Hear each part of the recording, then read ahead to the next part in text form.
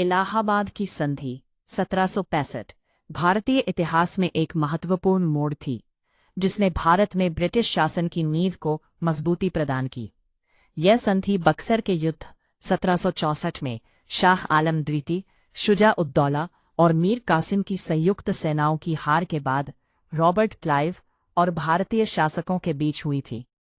1. इलाहाबाद की प्रथम संधि।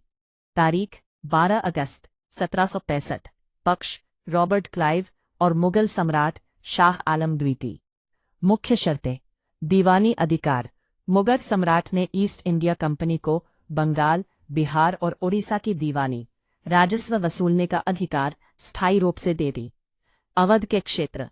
कंपनी ने अवध के नवाब से छीने गए कड़ा और इलाहाबाद के जिले मुगल सम्राट को सौंप दिए। वार्षिक भुगतान। इसके बदले में कंपनी ने मुगल सम्राट को प्रतिवर्ष 26 लाख रुपए देने का वादा किया। निजामत व्यय। बंगाल के प्रशासनिक कार्यों निजामत के लिए कंपनी ने 53 लाख रुपए देना स्वीकृत किया। इलाहाबाद की द्वितीय संधि। तारीख 16 अगस्त 1765। पक्ष रॉबर्ट क्लाइव और अवध के नवाब शुजा-उद-दौला। मुख्य शर्तें। क्षेत्रों की वापसी।